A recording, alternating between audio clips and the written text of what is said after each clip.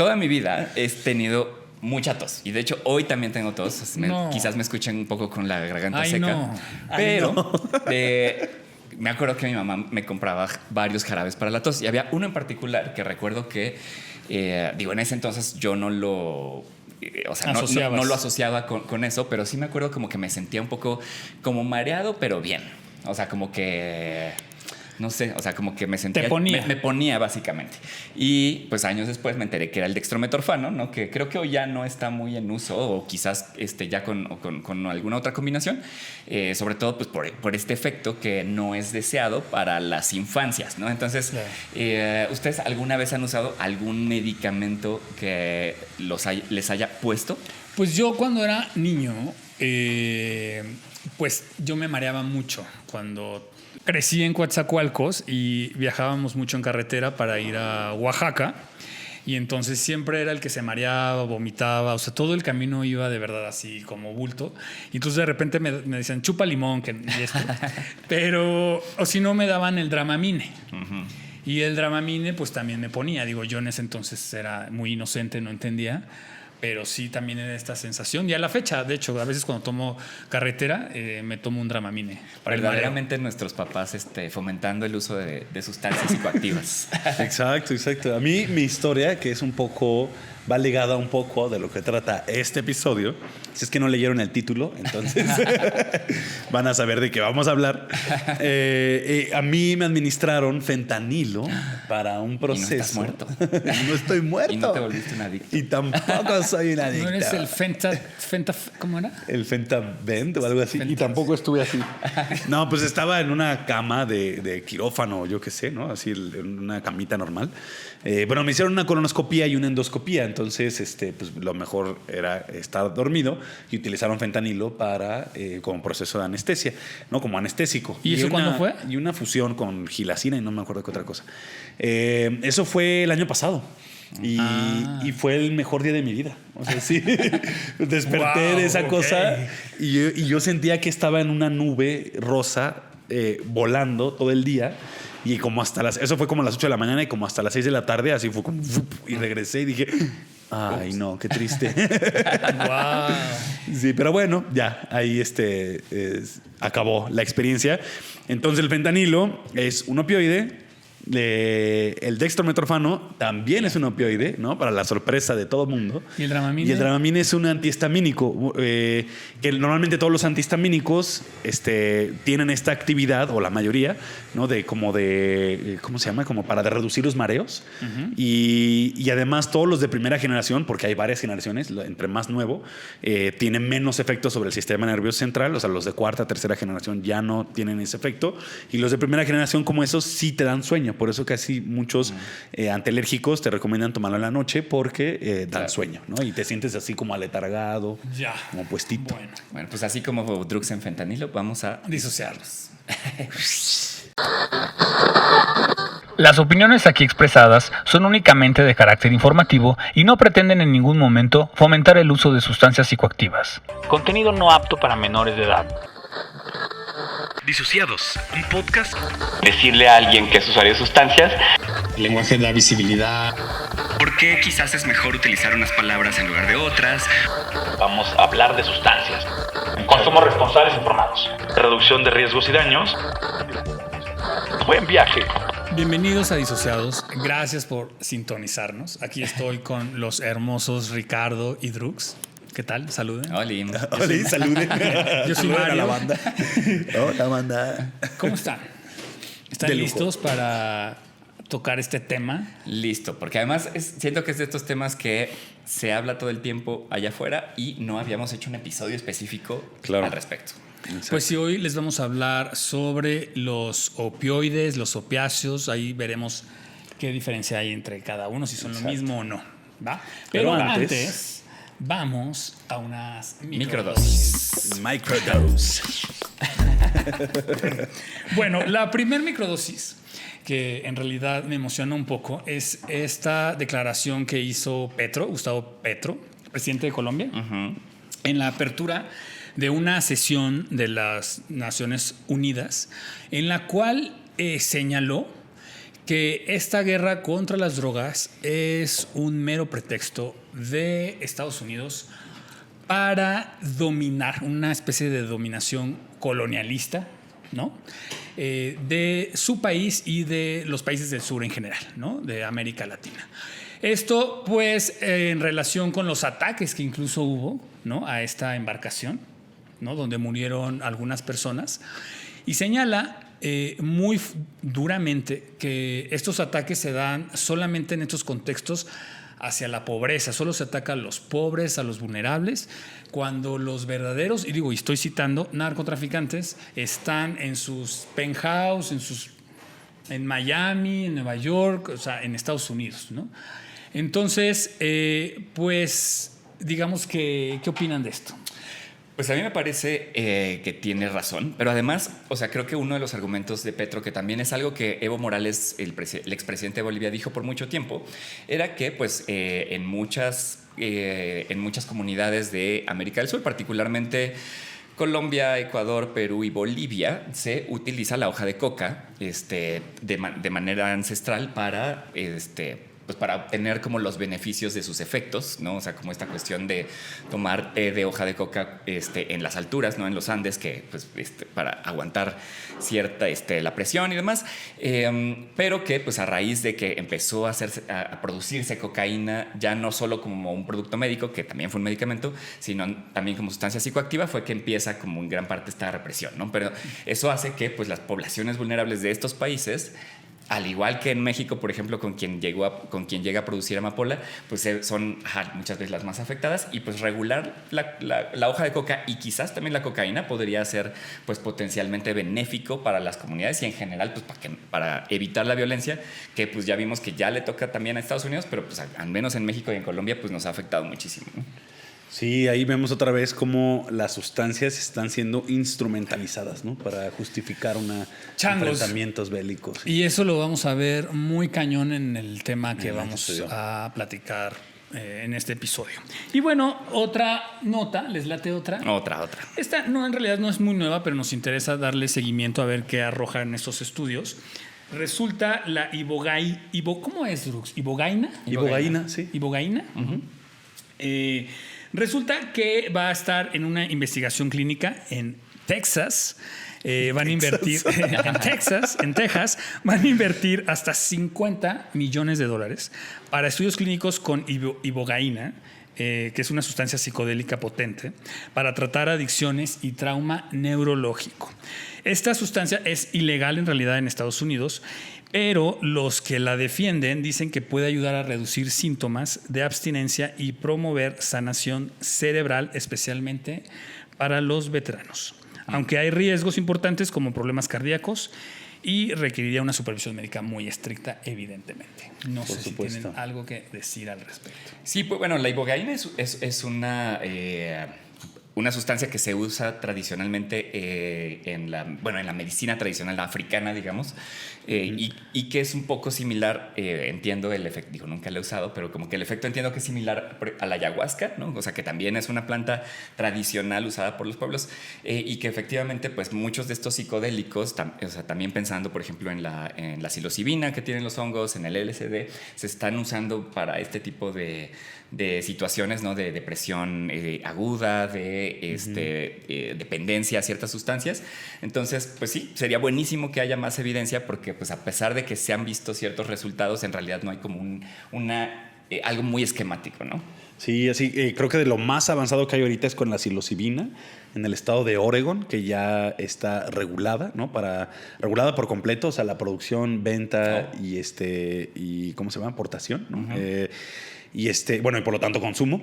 Pero lo curioso o lo más interesante es que la regulación como que tiene una perspectiva con justicia social, como para ayudar a aquellas personas que ya producían o dejar que los mismos como pobladores de Oregon puedan como explotar esta regulación, ¿no? Y que no llegue como un mercado de otros estados o de otros países a querer como vender sus cepas y así. Entonces como que creo que solo se la dan a personas que viven ahí, pero que puedan demostrar que llevan varios años viviendo ahí y solo las personas que pueden producir lo mismo.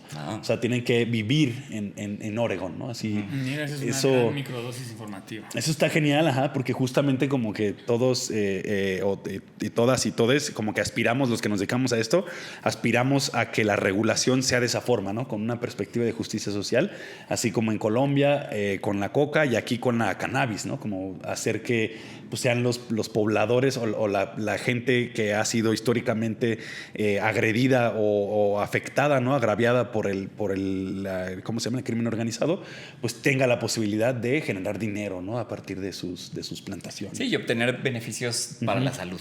Exacto. Muy bien, pues vámonos directo a nuestro tema que son los opioides y los opiáceos. Y quizás, como les decía hace rato, no es como que quizás a no todo el mundo le suenen estos nombres, pero sí hay particularmente dos sustancias psicoactivas que han estado muy presentes en digamos que en el imaginario social, pero también que han sido el centro de muchos de estos conflictos, que son la heroína y el fentanilo. Pero además de estos, hay un montón que se utilizan también con fines médicos y que pues justamente vamos a exprimir el conocimiento de Drux al respecto. Sí, yo tengo una primera duda. Estos. Una primera duda. Primero, esto de la diferenciación entre opiáceos justamente y opioides. Yo como lo entiendo, pero me gustaría que lo explicaras porque tú eres el experto científico. Farmacólogo. Farmacólogo. Farmadrux. No, entiendo, por ejemplo, que los opiáceos son estos que son derivados del opio, que es una resina de la amapola, o sea, vienen de esa flor, ¿no? Todos los derivados naturales, o sea, a partir de ahí como, no sé, la morfina, ¿no? Y los opioides son los que ya son semisintéticos y sintéticos, ¿no? Que los semisintéticos serían aquellos que sí derivan también del opio, pues, pero sus moléculas son modificadas, como la heroína. Y los sintéticos son los que ya de plano son de laboratorio, como en este caso el fentanilo. Entonces, eso es lo que yo entiendo como diferenciar entre opioides y opiáceos. Ok, sí.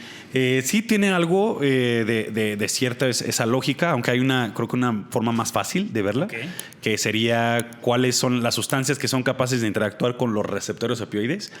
Para aquellas personas que no están familiarizadas con este término, los receptores son como estructuras moleculares proteicas, o sea, están hechas de proteínas que están en la membrana celular de todas nuestras células y también nuestras neuronas, ¿no? O sea, son como, digamos, unos receptores, tipo como ¿cómo se llaman? Los sockets de luz, ¿no? En donde la sustancia sería el cable de tu cargador y el receptor pues sería el socket, ¿no? Entonces así es como funciona, digo, un poco de manera muy simplificada. Llega la sustancia y se conecta con el receptor y entonces genera una respuesta dentro de la célula. Entonces esos son los receptores. Entonces cualquier sustancia que interactúa con los receptores opioides es considerada un opioide, ¿no? Entonces también todos los opiáceos serían opioides, ¿no? Pero no todos los opioides son opiáceos. En el caso del fentanilo, por ejemplo, que es totalmente sintético, ¿no? Es un opioide que interactúa con los receptores, pero que no deriva del opio, ¿no? Y exacto, todos los opiáceos sí tienen que tener, o sea, ser exclusivamente producidos por la planta, ¿no? Así la planta de amapola, ¿no? Y látex que le llaman también, ¿no? Esta resina que se obtiene. Que está interesante es también saber que no solo hay uno o dos, o sea, son como 8 opioides o opiáceos de interés, ¿no? De farmacológico en esta resina, en este látex. Es que es como muy le dicen látex porque parece casi como plástico, ¿no? Y también, pero hay más de 100 alcaloides, ¿no? En esta resina. Y los alcaloides normalmente tienen actividad psicoactiva. Y también podemos encontrar otro tipo de moléculas como terpenos, polifenoles. O sea, es una mezcla muy compleja, ¿no? Entonces, cuando se fuma el opio, que es esta resina, o cuando se consume, estás consumiendo toda estas moléculas. Digo, ahorita que hablas todo esto, me recuerda mucho cuando hablamos justo de la cannabis, ¿no? O sea, y que explicabas también el tema de los receptores, de los diferentes componentes y los diferentes efectos, además de cada uno de estos, ¿no? Entonces, claro. O sea, entiendo que es más o menos igual, pero entonces estos receptores son específicos para Opiáceos y opioides. No. O sea, estos receptores son los mismos, o sea, yo lo que entiendo es que estos opioides, opiáceos, como que se imitan a las endorfinas, o sea, es como sí, exacto. esa función, o sea, no es que haya un sistema opioide, pues. Sí lo hay. Sí lo hay. Ajá, exacto. Sí, de hecho, o sea, como que normalmente es curioso porque como que en la historia de la humanidad se ha descubierto primero como la molécula y luego el receptor. ¿No? Así se encuentra una molécula afuera y de hecho así fue como la lógica de la persona que descubrió los receptores opioides, que fue el primer receptor así que descubrimos como que era capaz de unirse a otra molécula, que dijo, güey, o sea, debe de haber algo ahí adentro que haga que nos ponga, ¿no? Así, y fue a través de un veneno que se utiliza en la selva amazónica que se llama curare, que decía, güey, ¿por qué es que te inmoviliza? ¿No? O sea, ¿por qué es que genera este efecto? Debe haber una estructura ahí adentro en nuestro organismo que sea capaz como de recibirla y por lo tanto generar un efecto. Y entonces después ya se descubre y dicen, bueno, ok, a este receptor llamémosle receptor de opioides, ¿no? Y pasa lo mismo con los receptores cannabinoides, ¿no? Así que es, bueno, está esta molécula afuera, existe un receptor adentro, llamémosle así.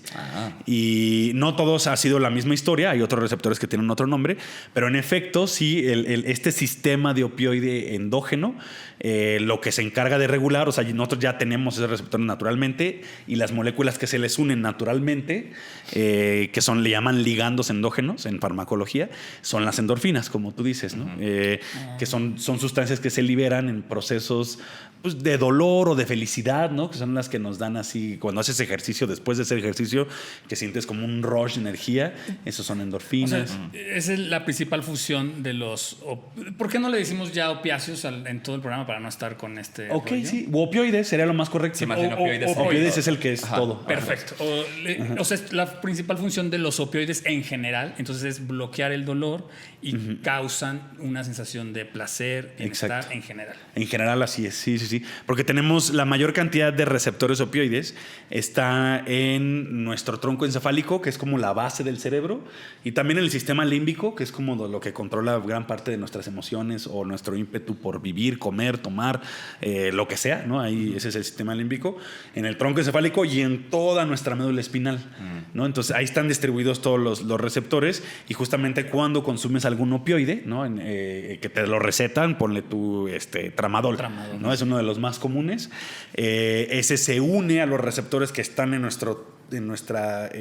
toda nuestra columna vertebral, en nuestra espina dorsal, y entonces bloquea la transmisión nerviosa que está sucediendo de la periferia hacia el sistema nervioso central, porque todo lo que tocamos o sentimos, digamos, toda la información va de la periferia hasta nuestra médula espinal y de ahí sube a nuestro cerebro para ser integrada y procesada, ¿no?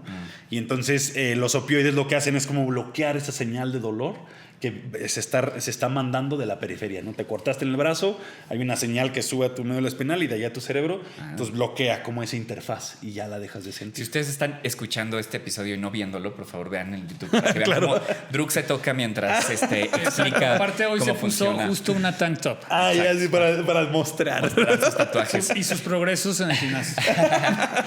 Oye, Drux, claro, entonces por eso hay varios opioides que se utilizan como anestesia, o sea, decíamos el tramadol, que es más bien como para dolores leves, ¿no? Claro. O sea, pero incluso el fentanilo, ¿no? Que se utiliza en cirugías porque pues, obviamente hace que no sientas ese dolor de que te estén abriendo el cuerpo, ¿no? Exacto. Hay opioides mucho más fuertes que otros, ¿no? Hay unos que tienen esa de ser más fuerte que otro. En farmacología se llama potencia, así es como lo llamamos, ¿no? Entonces hay unos que son más potentes y esta potencia radica en qué tanto se puede unir al receptor, como que qué tanto se aferra, ¿no? Ahí una vez que llega, qué tanto se aferra y a eso le llamamos afinidad. Y entre más afinidad, más efecto farmacológico hay. Y entonces normalmente ponemos como estándar la morfina en cuanto a la capacidad que tiene para producir analgesia. La morfina es como la básica, es el valor 1 y de ahí vamos midiendo, ¿no? Entonces normalmente la heroína se dice que es de pronto hay unos reportes que dicen que es 50 veces más fuerte, pero hay otros que dicen que es de 5 a 10 veces más fuerte. Aún así es más fuerte. El fentanilo sí coinciden que es 100 veces más fuerte. Y que con un granito de sal. Ajá, exacto. Ahora, digo, yo me voy a adelantar un chorro con esta pregunta, pero viene al caso con lo que estás diciendo de la afinidad. De la naloxona, ¿no? La naloxona es el antídoto justo del fentanilo, ¿no? Entonces, lo que yo entiendo es, con esto que dices de los receptores, es que la naloxona, cuando la entra en tu cuerpo, entonces tiene mayor afinidad que el fentanilo. Exacto. Y lo desplaza. Exacto. Entonces, entre los receptores, como este ejemplo que decías del cable. Del cable, como que entra mejor. Entra mejor y desplaza el fentanilo. Y también lo que entiendo es que como el efecto adverso del fentanilo de los opioides es que deprime el sistema respiratorio, como que vuelves a respirar y entonces eso es lo que te cura, ¿no? Sin embargo, también entiendo que la naloxona tiene una duración de, no sé, un par de horas, no sé. Son minutos. Minutos. De 30 a una hora. Exacto, y el fentanilo puede durar muchas horas, entonces no es como tan seguro. Bueno, sí es segura la naloxona, pero necesitas otro shot o otra cosa. Hay que monitorizar. O sea, sí, ahí es lo ideal sería como estar al pendiente de esa persona para que si en algún momento vuelve a entrar como en paro cardiopulmonar, le administras otra vez naloxona para revertirlo, ¿no? Y entonces, normalmente los opioides están en un rango como de 2 a 5 horas, depende del opioide, de como de duración en sangre, que eso en farmacología le llamamos tiempo de vida media.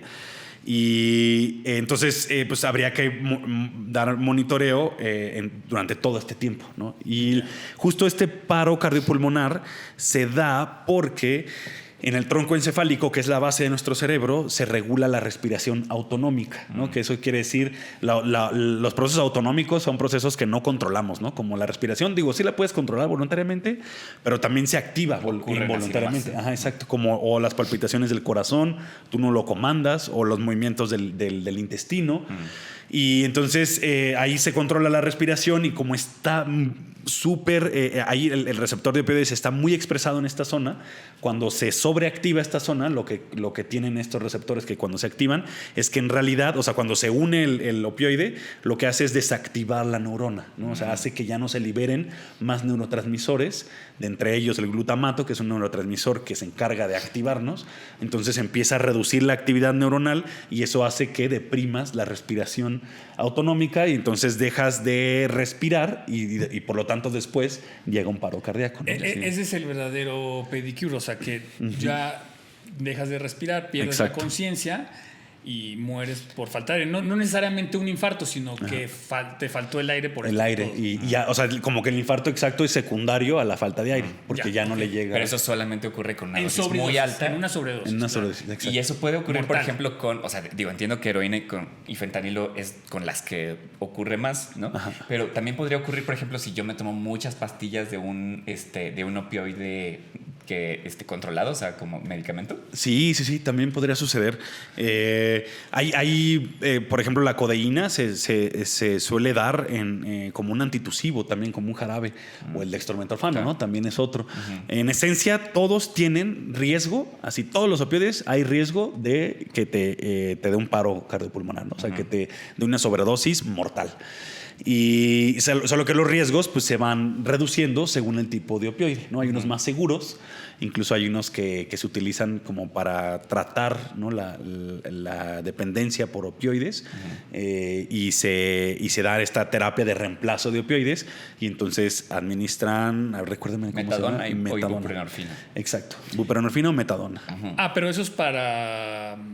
Cuando lo quieres dejar. Exacto, como sustituto. Exacto. Pero ¿qué les parece si antes de meternos mucho como en estos temas, porque tanto lo de la naloxona como lo de la metadona son medidas de reducción de daños que se han adoptado en las últimas décadas, incluso los últimos años, pero pues ¿por qué no hacemos un poquito de historia y para luego volver a llegar a estos temas? Y creo que es importante mencionarlo porque bueno, aquí hemos dicho muchas veces que existen pues muchas plantas, existen algunas sustancias que han sido usadas por siglos, incluso milenios, por parte de diversas civilizaciones y pueblos, pero probablemente el opio fue la primera que llegó a ser como transnacional, ¿no? O sea, porque, por ejemplo, la ayahuasca en el Amazonas o el peyote aquí en México, ¿no? O sea, como que solo se utilizaba aquí, ¿no? Y apenas en el siglo XX fue que empezó, digamos que más gente empezó a conocer esas sustancias o a llevarla a otros países, etc. Pero el opio sí fue una de las primeras que se empezó a comercializar a nivel mundial justamente por este efecto, ¿no? O sea, como que con el desarrollo de la medicina, o sea, ya digamos que de forma también como científica, pero incluso también como sustancia psicoactiva, pues se empezó a comercializar. En muchos casos, pues sí se utilizaba desde digamos que la ciencia, pero también existen, digamos que algunos registros de que fue justamente el opio una de las primeras sustancias que causaron un uso problemático, ¿no? O sea, existen registros, por ejemplo, en el Imperio Persa, ¿no? Desde la Edad Media, en algunos países porque tanto China como algunos países que están en el este asiático, que ya presentaban, digamos que un uso problemático y que había lugares donde la gente pues justo iba a fumar opio y pues en algunos casos era pues como cuando uno se va así después del trabajo a la cantina a tomarse una chelita, pues allá uno se podía ir a estos fumaderos de opio a olvidarse de sus problemas por un ratillo, ¿no? Pero pues obviamente también podían producir un uso problemático, lo cual era pues también muy difícil de dejar, como seguramente nos va a explicar Drux más adelante, por el tipo de efectos, ¿no? Que ya estás diciendo, ¿no? Pero que el dejarlo es muy complicado, no solamente porque es algo como de voluntad, sino porque también hay una cuestión como fisiológica al respecto.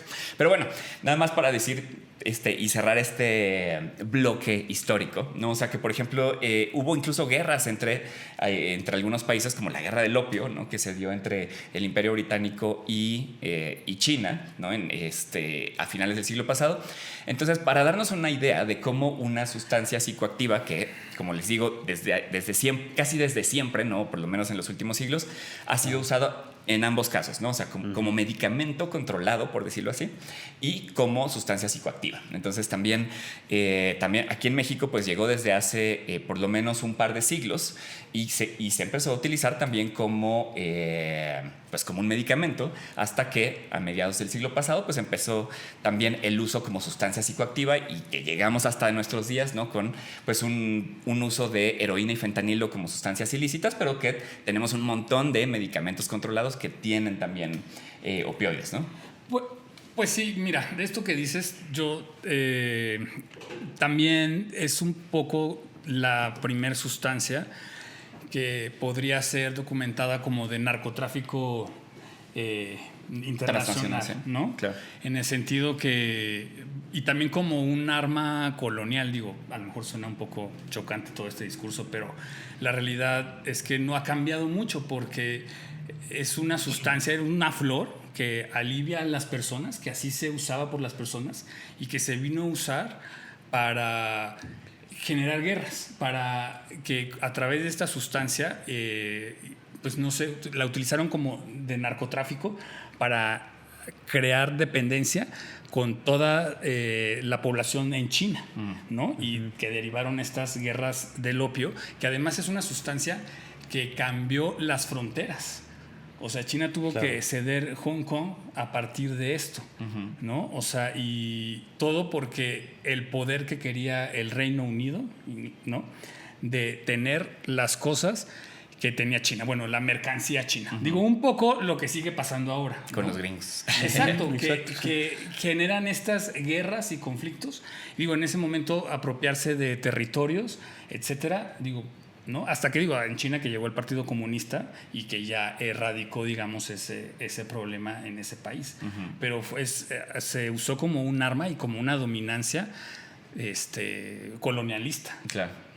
Exacto, totalmente. Que como dijimos en la introducción, pues se ve lo mismo en estos momentos de nuestra vida, ¿no? Con Estados Unidos. Y que además, en el primer episodio de esta temporada, cuando hablamos de el caso de Leopoldo Salazar, ajá, exacto.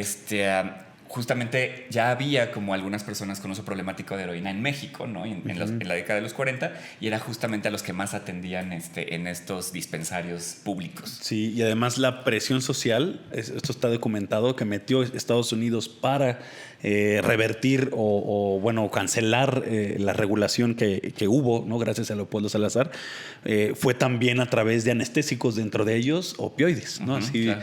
Y fue así, o cancelas tu nuevo reglamento de toxicomanías, ¿no? O ya te dejamos de administrar anestésicos, ¿no? Para tus procesos en los hospitales. Pues sí, pero pues ahora sí cuéntanos entonces, ¿cómo estamos con esa diferencia, no? O sea, ¿por qué tenemos opioides que sí son legales, que están controlados, que sabemos qué onda? Sí. ¿Y cómo derivó y por qué tenemos estos otros que, pues, que nos causan tantos problemas? Yo siento, ahí es como una hipótesis. De hecho, estoy escribiendo un texto referente a eso, que creo que tiene que ver, ¿no? Como en parte la desinformación. O sea, porque sí, en esencia, pues suena muy ilógico, ¿no creen? O sea, como por qué si habría opioides de venta libre y por qué hay otros que son, de venta controlada, pero al final de cuentas de venta, y hay otros que no, y que son totalmente ilícitos y su regulación, o sea, no está regulada ni su venta ni su producción. Y pues yo creo que es más bien un rollo pues político, ¿no? Poder político para ejercer presión sobre poblaciones vulneradas y poblaciones vulnerables, ¿no? Es curioso, no lo hagan. Todas las cosas que vamos a decir ahorita, por ejemplo, como el tramadol, o sea, es un opioide de venta libre, pero no lo consuman de manera recreativa, ¿no? O sea, porque, o si lo quieren consumir de manera recreativa, háganlo conociendo la reducción de riesgos y daños asociado al tramadol, ¿no? Porque también hay riesgos en su consumo. Y también pasa con el dextrometorfano, que es jarabe que tú consumías de niño, que todavía lo siguen vendiendo, ¿no? Es de venta libre, es un opioide y pues también tiene sus efectos adversos. Todos tienen este potencial riesgo de tener una sobredosis, y también hay otros efectos adversos asociados en el dextrometorfano, que los opioides suelen activar a unas células que producen, ¿cómo se llaman esto? Como respuesta alérgica, ¿no? Que son los mastocitos, y generan una respuesta alérgica, y te da mucha comezón. Entonces, si quieres tomar dextrometorfano, cuidado con la comezón excesiva. Oye, ¿y cómo está el tema de la dependencia? O sea, ¿por qué? Bueno, por un lado, ¿por qué causan la dependencia? Y la otra cosa que se habla mucho sobre este tema de la crisis del fentanilo en Estados Unidos, que se deriva en parte del uso de un medicamento controlado que también es un opioide, ¿no? O sea, exacto, sí. Y porque como que la gente dejó de estar disponible el medicamento, entonces como que la alternativa era la sustancia ilegal, ¿no? O sea, ¿por dónde iba ese? Ok, pues creo que aquí un factor muy importante es justamente la potencia, ¿no? La afinidad que tiene esta molécula, este opioide, es altísima, como ya dijimos, 100 veces más fuerte que la morfina, 50 veces más fuerte que la heroína, y incluso hay otro fentanilo que se llama carfentanilo, que es 10,000 veces más fuerte que la morfina. Ajá. ¿Y eso para qué se usa? Pues lo sintetizaron para investigación y para procesos, en algún momento procesos quirúrgicos, y pues se necesita tan poco que pues resulta ser más barato, ¿no? Pero eso genera otros riesgos, y bajo el sistema prohibicionista y bajo este paraguas prohibicionista, pues como no hay educación o no hay información, pues eso aumenta todavía más los riesgos en el consumo. Y pues se empezó a utilizar de esta manera, ¿no? Como para las poblaciones en general, pues con varios objetivos, ¿no? O se me ocurren varios, ¿no? Uno es como es más barato, ¿no? Tiene un efecto más fuerte, y pues lo otro que ya sabemos que es pues para vulnerar, ¿no? a personas que ya estaban siendo vulneradas, ¿no? Ajá, pero en el tema de dependencia, o sea, por ejemplo, puede causar la parte fisiológica. Entonces, si yo consumo, no sé, oxicodona, o sea, sí me puedo volver, digamos que, dependiente de la sustancia. Sí, todas pueden generar dependencia. Eso es específicamente por, son dos razones. Una es por el tipo de receptor, como que biológicamente hay varios tipos de receptores, y hay unos receptores que sí tienen como esta posibilidad posibilidad de que cada vez que tú consumas necesites más dosis, ¿no? Que genera esto, le llamamos en farmacología tolerancia. Entonces, si genera tolerancia tu medicamento, tu sustancia, es muy probable o es así 99% probable que genere una dependencia. Y por otro lado es que las neuronas donde también se encuentran estos receptores están en el sistema límbico, y eso les decía, este sistema límbico es el que se encarga básicamente de permitirnos vivir, ¿no? Donde tomamos las decisiones de quiénes somos, a dónde vamos, cualquier cosa que nos pase positiva, ahí es donde se retroalimenta o se dan estos procesos de reforzamiento, ¿no? O sea, si es positivo, lo vamos a querer repetir, ¿no? Si es negativo, no lo vamos a querer repetir. Oye, y entonces esto sería una explicación de por qué se mezclan las sustancias con fentanilo.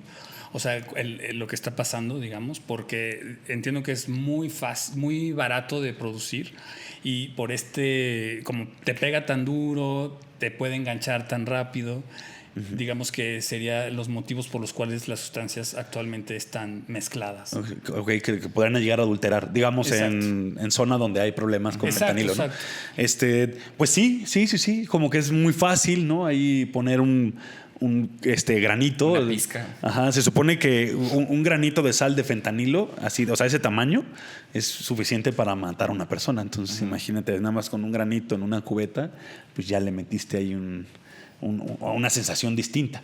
Pero bueno, eso también pasa, o sea, la dependencia no solo está en los opioides, o sea, no es la única sustancia, y yo no creo que sería la razón principal, aunque, bueno, igual y sí, pero están equivocados porque farmacológicamente no tiene sentido, porque hay otras sustancias que generan también ese proceso de dependencia, o sea, la metanfetamina, la cocaína, casi, bueno, de hecho, la mayoría de las sustancias psicoactivas, ¿no? Menos los LSDs, bueno, todos los alucinógenos no generan este ciclo como de recompensa. Pero bueno, todas las demás en esencia sí lo hacen, ¿no? Entonces, pues si ellos creen que es para enganchar, pues bueno, pues sí es probable, pero farmacológicamente, pues cualquier otra. Claro, y potencialmente tendría más sentido que la metanfetamina, que es mucho más barata y más disponible en el país, se mezclara con las otras, porque también genera, pues, tanto como efecto, tanto como la dependencia. ¿No? Claro, digo, que en efecto es lo que ocurre, en la Ciudad ¿no? de México, como decía Drux, digo, no hay un problema visible aquí de eso, pero sucede en otros. Sí, claro. Sí, y en la frontera sí se ha documentado la mezcla de fentanilo en cocaína, en cristal y en algo más, ¿no? Exacto. Ya, oye, y entonces, pues una de las cosas que también es muy importante conocer para estos temas, pues es lo de la reducción de riesgos y daños, y que además, claro, pues en su momento, particularmente en la segunda mitad del siglo XX, la heroína se volvió probablemente la sustancia psicoactiva que estaba generando más problemas en la sociedad en muchos países por esta dependencia que estaba generando, ¿no? Entonces, sobre todo en países del norte, ¿no? O sea, Estados Unidos, Canadá, Reino Unido, Holanda, tenían poblaciones muy grandes de personas que se habían vuelto, que tenían un uso problemático de heroína, y que pues muchas de ellas acababan en situación de calle o con mucha precariedad, y que pues a veces empezaban a delinquir para poder conseguir la sustancia, ¿no? O sea, como que había como una generación de muchos problemas.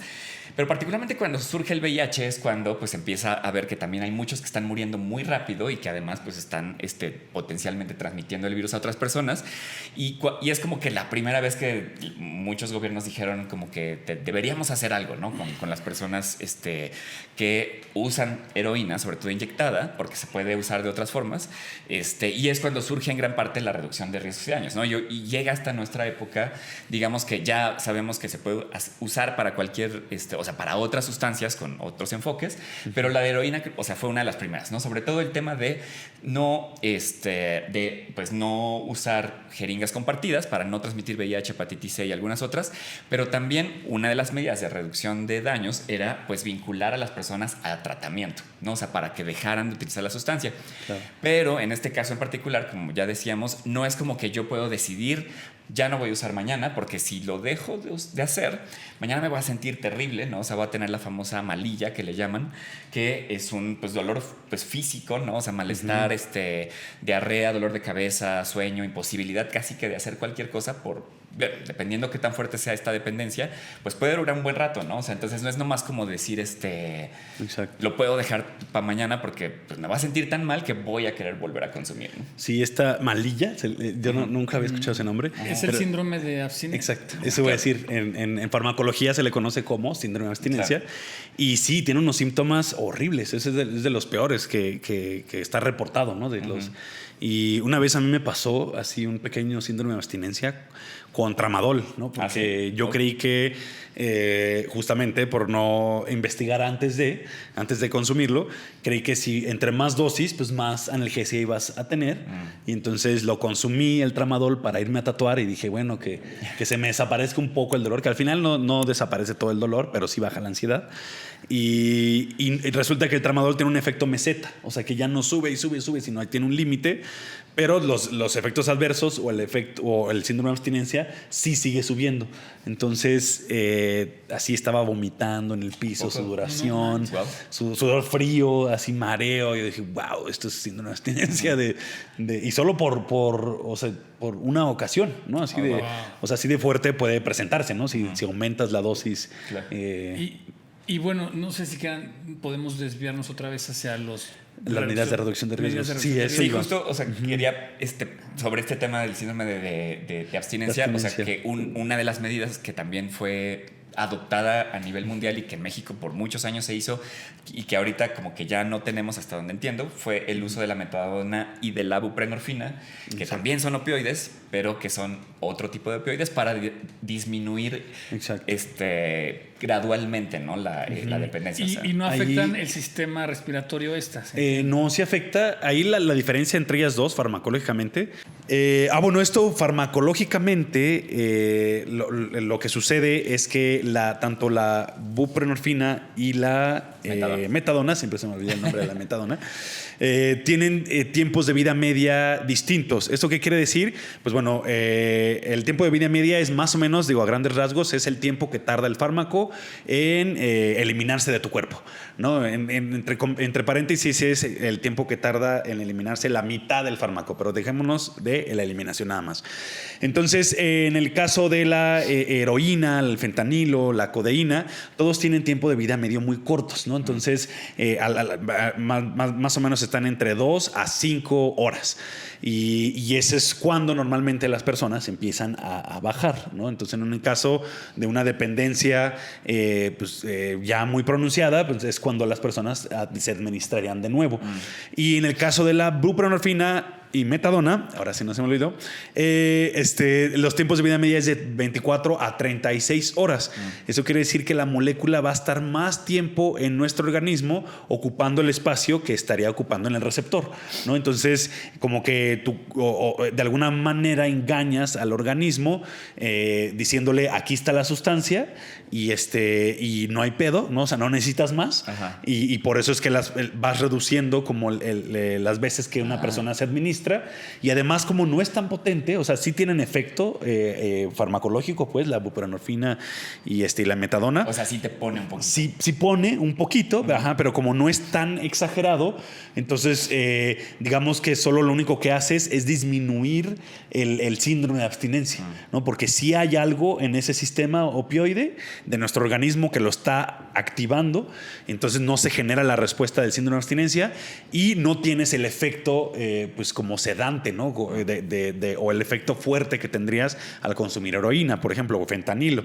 Y aún así, como decías tú, Mario, bueno, se hace una pregunta, sí hay riesgo de tener como algún paro cardiopulmonar, ¿no? Entonces también hay que cuidar las dosis, ¿no? Entonces, por eso tiene que ser como una terapia, pues bueno, con personas que sepan dosificar, ¿no? Para que no haya un exceso. Que esa es otra medida, saber las dosis. Exacto. Sí, que de hecho, en el caso de la metadona, no lo puedes como tú conseguir y tú mismo administrarla. Justamente porque, como dice Drux, no tiene tanto el mismo efecto, o sea, como que la misma potencia.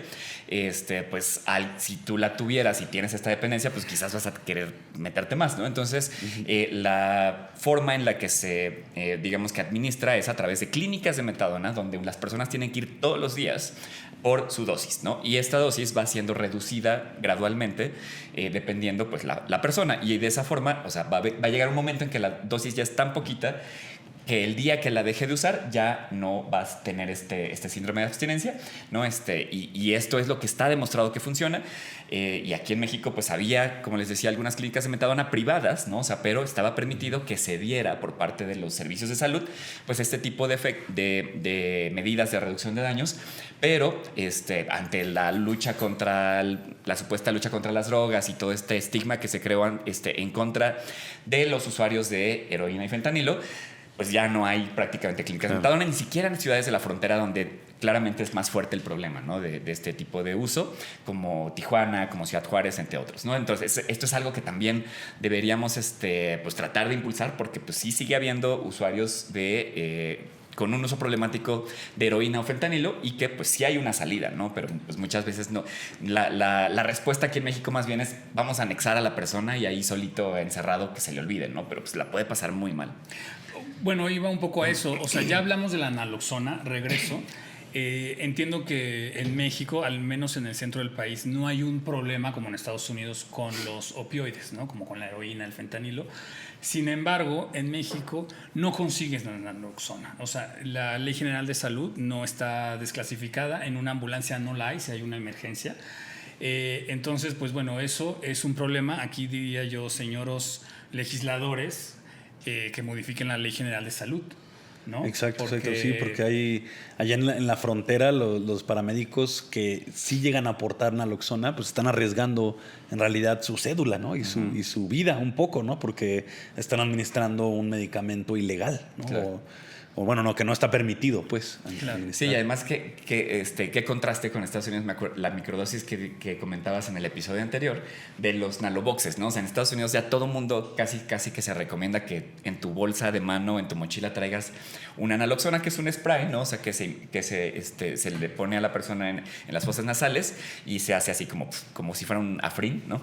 Y entonces es muy fácil de que cualquier persona lo administre y allá está disponible en todos lados, porque obviamente el problema de dependencia es mucho más fuerte, pero que pues aquí en México, por lo menos en algunas ciudades, pues ya debería estar disponible y no existe. Claro. ¿Y pues algo más? ¿O? Pues no, digo, yo creo que yo sí quería mencionar, por ejemplo, algo que me han preguntado como algunas personas es, o sea, no en cuanto a que lo quieran usar, pero sí me dicen, ¿dónde se consigue? ¿No? O sea, porque aquí en Ciudad de México, si tú vas, no sé, a un antro o si vas a ciertos espacios donde sabes que puedes quizás conseguir algunas sustancias, pues te pueden ofrecer un abanico que va desde, no sé, la coca, la piedra, el cristal, las tachas, la mota, entre otras, ¿no? El tusi. Pero no es como que uno va con su dealer y le dice, quiero heroína, ¿no? Al menos no aquí en Ciudad de México, en Guadalajara, o sea, en la mayor parte del país.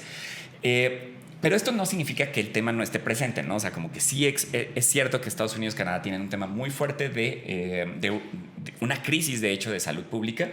Y aquí en México no la tenemos aún, pero podría pasar. Sin embargo, aquí es donde también siempre decimos la crisis que sí estamos viviendo es la de la metanfetamina, que también tiene otro abordaje, pero en el caso de los opioides, pues también no deberíamos esperar a que nos pegue esta crisis, porque al menos en el caso de heroína ya hemos visto que pues llevamos 30, 40 años con personas muriendo, ya sea de sobredosis, ya sea de VIH avanzado o de algún otro tema de salud, ¿no? Entonces, pues sí creo que deberíamos hablar un poco al respecto, aunque no lo sintamos tan cerca, creo. Sí, estoy totalmente de acuerdo. Sí, digo, no es muy común, pero igual, o sea, lo mismo, no mezclarla con otras sustancias, que hubiera espacios seguros para consumirla en todo caso, ¿no? Para quien ya tiene un uso problemático, saber de dosis, tener la naloxona, lo de si se pudiera suministrar metadona, en fin, ¿no? Claro. Y luego además La cantaleta. Hay otro factor de riesgo muy importante, que hay fármacos que son opiáceos, ¿no? O opioides que se prescriben y luego hubo unos casos muy fuertes en Estados Unidos que se les prescribían a mamás que estaban, bueno, a mujeres embarazadas y después el producto, el niño nacía o niña y presentaba síndrome de abstinencia. Entonces le hacían análisis y resulta que tanto el niño como la madre, la mujer, tenían en sangre opioides y entonces iba a la cárcel, ¿no? Así la mujer porque, pues bueno, en esencia es una sustancia, o sea, bueno, si es opioides, como que no te dicen cuál es y entonces dicen, no, pues seguramente se estaba inyectando heroína, claro, ¿no? Y o sea, ya luego a la criminalizarla, ¿no?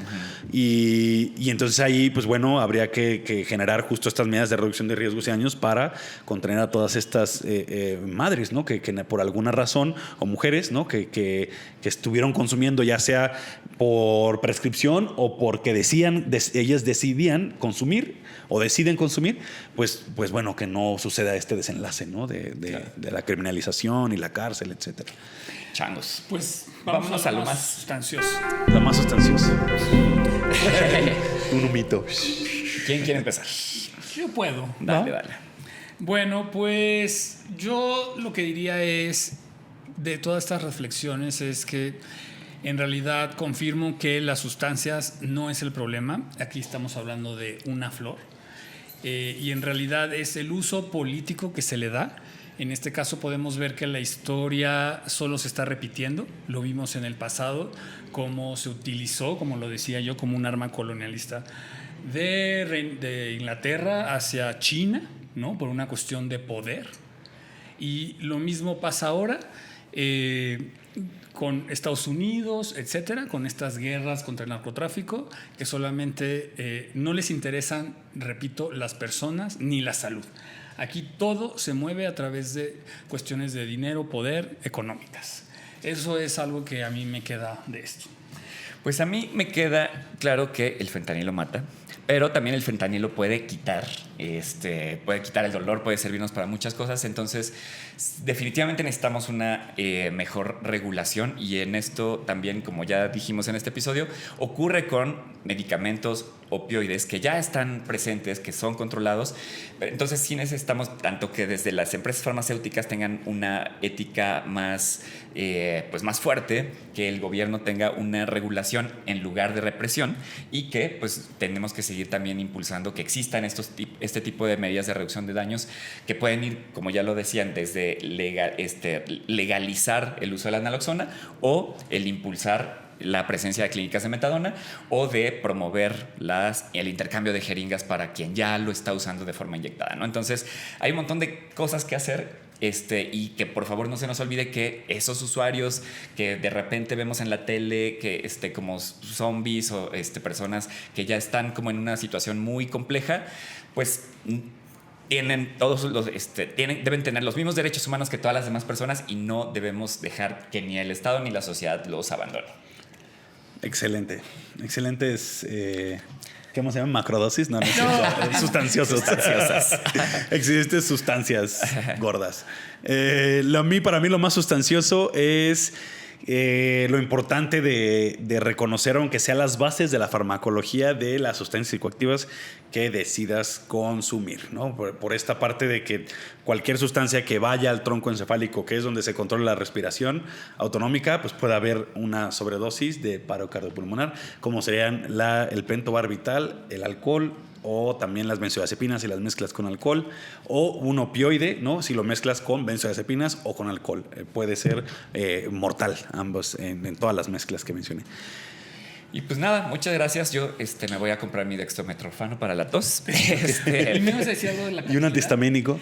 Y un antihistamínico también. No, pues solo queríamos mencionar que se viene digamos que la segunda etapa del evento de La Meta es el Cuidado. Entonces, ya hablamos al respecto en un episodio anterior. Así que si a ustedes les interesa, por favor, escríbanos y ya les pasamos cómo pueden unirse, digamos que a este proceso para los siguientes pasos. Así que, pues, si ustedes son usuarios de Cristal, pues pueden participar en estos lugares. Y pues nada más, como siempre, agradecerles. Síganos, por favor, en todas las redes, como si fueran muchas, ¿verdad? Solo tenemos Instagram y YouTube, más Spotify, donde nos pueden escuchar. Y pues no sé qué más. ¿Ya? O Apple Music. Ahora se hace así. Ah, sí. Así. Les mandamos mucho amor. Le agradecemos mucho a nuestro productor Pico Navarro, como siempre. Así que pues nada, saludos también a nuestros colegas de otros podcasts de esta bonita familia. Y por favor vean el episodio que grabaron Mario y Drux con nuestros amigues de Caos 404. Sí, gracias, oigan. Besos. Besos.